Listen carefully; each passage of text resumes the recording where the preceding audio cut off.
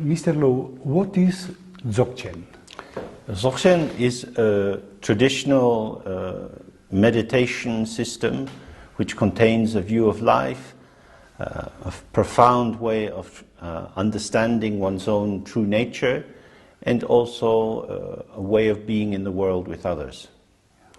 It came into our dimension, into our human domain, a long, long time ago. We could say many hundreds of thousands of years ago, but for our particular period, it came into the world through the transmission of Garab Dorji about over 2,000 years ago. And what is the content, the meaning of Dzogchen? Zogchen means perfectly complete, without fault, without error. It points to the fact that our own nature, the nature of each being, not just human beings, but all living forms, is without fault or limitation. Ordinarily, as human beings, we grow up with a very narrow sense of our own identity. We feel constrained when we look at other people. We see they have better qualities than us, maybe more money, more intelligence, more healthy bodies. We feel competitive, we want to do our best, but somehow there's always something wrong. So somehow disappointment gets woven into the texture of our life. From the point of view of Zogchen, this is caused by not recognizing who we really are. Our attention is tilted out too much into an identification with how we manifest, with our physical appearance, with the nature of our voice, with our ideas, and so on, rather than relaxing and attending to ourselves in the process by which we manifest. So we can say that we are not our emotions, we are not our thoughts. Well, we can say, I think, not that we are not them, but we are not defined by them. We are not only them. Thoughts and feelings are energetic formations. They are very unstable. You can't hold on to them. You can't catch them.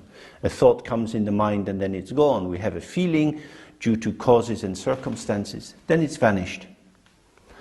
So if we try to build on these, to build a stable identity, it's like building a house on sand. The foundations will always be weak. And so we have to be working and working and working. The point of view of Zogchen is to recognize the ground of all of our thoughts, feelings, sensation, activity is a state of open relaxation, a state of presence, that is to say, to be fully here, fully alive, as an awareness which is not this or that. Moment by moment we become this or that. If I'm talking with my mother, I'm a different person than if I'm talking with my lover. If I'm at work, that's different from if I'm talking with friends. So in each situation we manifest with different ways of moving our body, different tones to our voice, and so on. But each of these ways of being arises from the same point of view.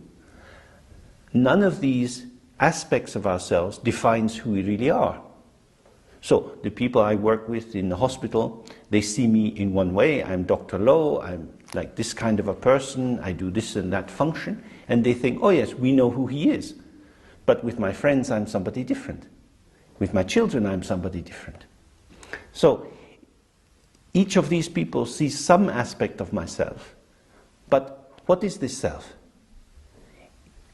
The self is not the sum total of all the aspects. You couldn't go around and interview all the people who know me and take all their accounts of me and put it together, and that would somehow tell you who I am. The true quality of our existence slips away. It's ungraspable, and yet it's always present. In the language of Buddhism, that's called emptiness. It doesn't mean there's nothing there at all, but it means that the vital quality of existence is not a substance, it's not a thing, it's not an object that you can grasp, and yet it is somehow the basis of all the experiences that we have. So one of the most important things is to be aware of this reality. Indeed, awareness is liberation itself. Awareness means not to be caught up in thinking about things, not trying to make sense of them, but just to offer a relaxed, open hospitality, a hospitality to whatever arises. Most of the time, we have the feeling that our lives belong to us. So we have a sense that the arena of my experience is something private, it belongs to me, like a garden. We are very concerned that in our garden we should have nice flowers and not have any weeds. And if the neighbor's child keeps kicking the football into our garden, we get annoyed. We say, this is my private space. In the same way, we think our mind is our private concern, and so we should be able to have the kind of thoughts we want, the kind of feelings we want. And so we try to control our domain. When we come to an understanding of awareness, we relax and open, and we realize that our existence is more like a public park. We are entitled to walk in the public park, we can sit on a bench and observe all the things that are going on, but we can't blow a whistle if people are doing things we don't like. To be aware is to be tolerant, and to recognize that we don't control the world, but at the same time we are not the slave of the world. It's about participating, taking a place, which means finding the rhythm, finding ways in which you can connect in a dynamic and meaningful way with other people. So this ground reality is more a space, not a thing. Yes, yes indeed. And because it's a space, you can't grasp it, and yet it never vanishes. It's always there when you allow yourself to become aware of it. But most of the time we are preoccupied by the things that fill the space. Just as if you live in an apartment, you get used to the furniture that's there, and then maybe after some years you say, oh, I'm tired of this, so we need to redecorate. You decide to paint the walls, you take the furniture out, and suddenly you think, oh, this is an interesting space. But when all the furniture was in the room, you didn't see the room. You just saw the furniture. So the purpose of meditation is to do a big spring cleaning. Take the furniture out, strip the walls down. So in this space, many, many things are possible. Many, many things can occur.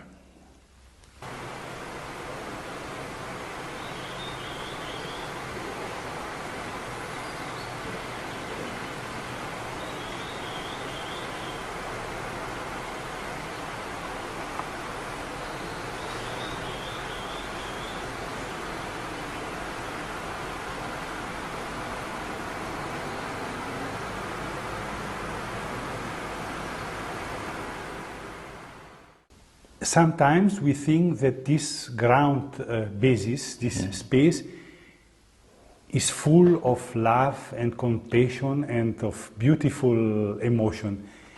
Is it true, or it is just a desire? I think when people gain a realization, a direct experience of that open nature, it has a subtle purifying and refining influence on their being. So to realize that your own nature is spacious, is infinite, allows you just to relax. You feel, oh, I'm okay. I'm okay as I am, without doing anything more than breathing in and out. I'm okay. This is the meaning of Zogchen. It's fine. Nothing more to do. On the basis of that, what shall I come into the world for? If I am already filled, if I am already complete, I'm not hungry for things. So why would I be jealous? Why would I be greedy? Why would I be full of hate? It's fine. However, through meditation we also recognize that this spaciousness of the mind gives rise to everything. Good things and bad things alike have the same ground nature. They are all empty. They are like a dream.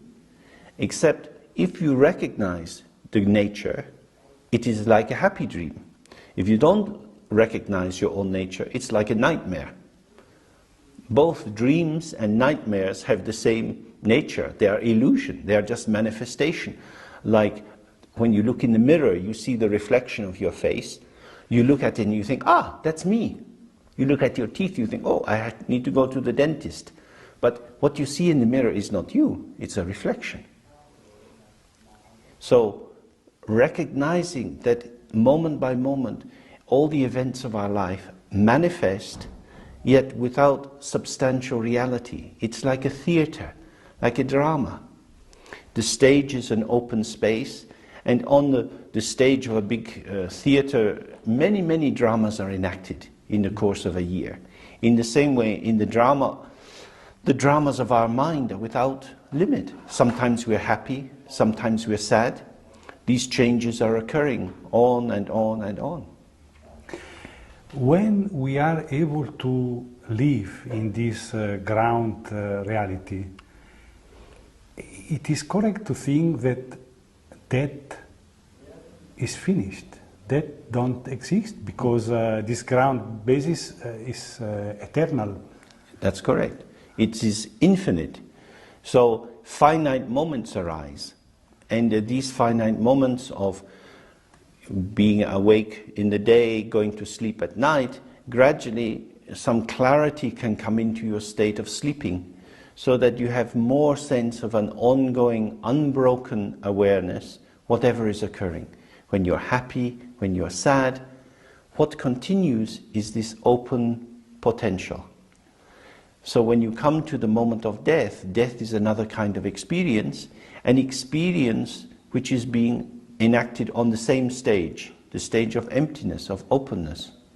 However, if you think, my life belongs to me, in my flesh and blood body, this is my true basis, I, this person, born from my mother and father, I am me, myself. If you think this is the basis of your existence, death will hit you very hard. You will feel very sad, very disturbed and upset. But if you recognize that we manifest in this world because of many different factors, and the one stable continuity is this empty awareness which pervades all things, then death is just another chapter opening. So we are not our body. We are not our body, we are not our thoughts, and yet, of course, we are our body and our thoughts. There is a double edge to this. If you say we are not it, we go to an extreme of nihilism. And if we say, I am fully my body, we go to an extreme of eternalism.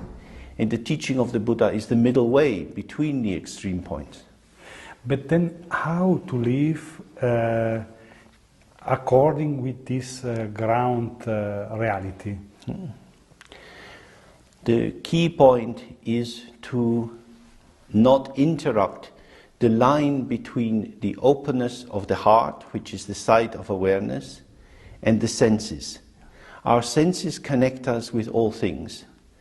If instead of processing the information through our thoughts, feelings, habits and assumptions, we open and respond directly, spontaneously, we will find that the correct activity arises in the world. So it's about learning to trust an immediacy of being, to stop being an internal politician, to stop being concerned with winning and losing, with fame and notoriety, and just to be at home in ourselves as we show ourselves.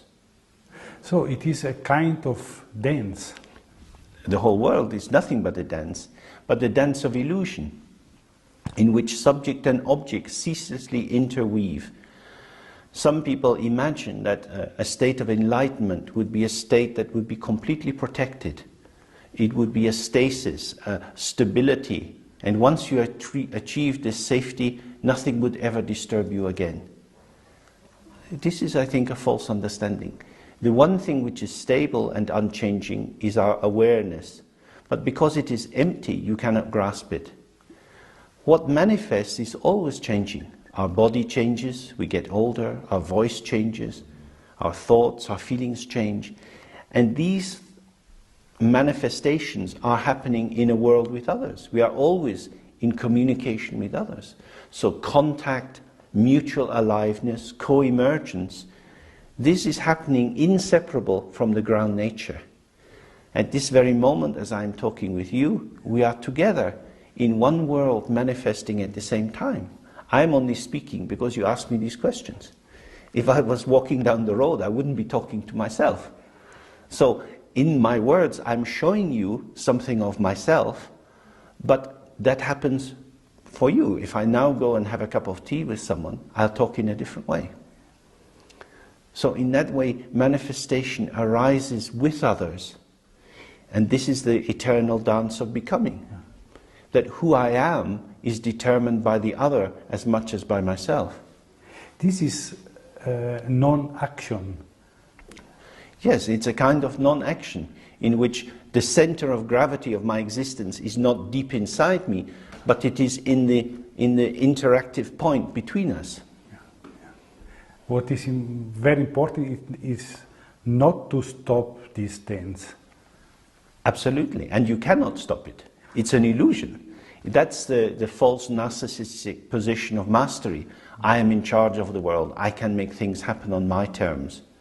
But the world is a revelation. It's happening all the time. And we are part of the revelation. We are not sitting in the audience looking at something on a screen. We are actors.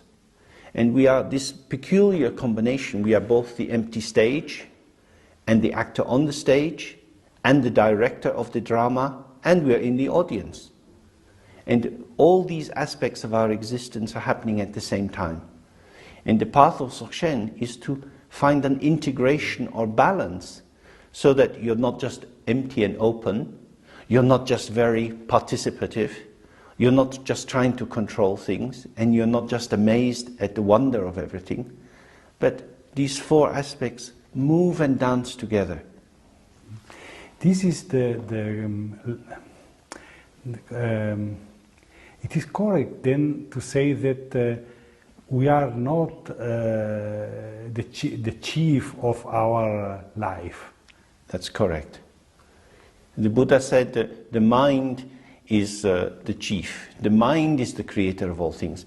But that mind is not our ego consciousness. It's not the bit of ourselves which is holding all our memories and our hopes and fears and desires.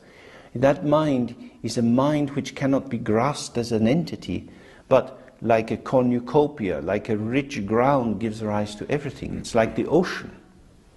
Yes. So the most important thing is to be with the life, with the other people. Absolutely. Yes. It's about participation, Yes. taking a place that evolves and moves. It's about openness, responsiveness, not fearfulness, but to have a spontaneity, a lightness of being, not to take things too seriously. One of the central teachings of Buddhism, which is also in Zogchen, is the idea everything is an illusion. It's like a dream. So if you take it too seriously, it will become very heavy and you will feel ground down and oppressed. But if you make it too light, you say, oh, it doesn't matter. Again, it's the middle way between these two. Yeah. But we are responsible in our life. We are responsible, but sometimes we can take responsibility as a notion of burden, as if there is some judge who is going to call us to account and say, oh, what are you doing? Why did you do that? That's a very harsh and dualistic notion of responsibility. Or we could take the word responsibility to mean the ability to respond. And so that means to be flexible, to be present, to be willing to see, to be willing to hear. Yeah. No blockage on the senses and the heart. This is life from the point of view of Dzogchen. Indeed. Yeah. And what is the meaning of Dzogchen about Shambhala?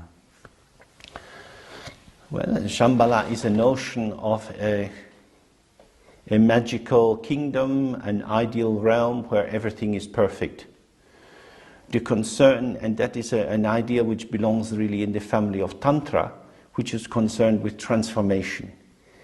Tantra seeks to take our ordinary day-to-day life and to transform it by finding points of identification with pure realms, with the realms of the gods, the gods of meditation. And Shambhala belongs in that domain, although in some understandings it's also a realm hidden on this earth and is concerned with an apocalyptic vision of future time. That one day the armies of Shambhala will arise and bring about a new regime. Many cultures have these kind of notions. Generally, Zogchen is not concerned with that. It is concerned with the immediacy of being present in this moment without any interruption. And actuality, what is here, is always much better than fantasy. Because a positive fantasy, that's the dream. A negative fantasy, that's the nightmare. Free of all fantasy, here we are at this moment, alive. Nothing is happening, everything is happening. It's very simple. So to be human is to be aware with this kind of reality. Yes. That's the way we awaken to our infinite potential. That rather than defining ourselves by the cultural ideas and the ideas from our family and schooling, which we have become cramped inside, living in the house of all the inheritance that we have, we open the walls of this house. And we realize that we actually inhabit an infinite mansion of many possibilities. And through that, we can engage with more kinds of people. We can find everything interesting because we are willing to look. We look before we come to a conclusion. And the main way to limit your life is to come to a conclusion before you look. I have one last question. Okay. What is the meaning of Dzogchen about ethic, about moral? Mm-hmm. I think that Dzogchen ethics are grounded in the face of the other. That when you attend to another person, when you see their face, the light shining in their eyes, it calls forth from your own heart the very best of your possibility for them. We don't turn our face away from the other. So, in order to do that, you have to inhabit your own body and your own face. I think it would be reasonable to say that many of the worst things that happen in the world is because people don't see the face of the other and they don't live in their own face. They're living in a mental sphere where they think this is a terrorist or this is a Jew or this is whatever the category would be, and they would say, I know what these people are. Without looking at them, without seeing them, I know who they are. And on the basis of my knowledge, I will act. But in Dzogchen, we stay in the body, in the senses. And first, I want to see you. And in seeing you, your face will touch me so that I become the one who can meet you where you are. And that is the basis of ethics. Thank you very much.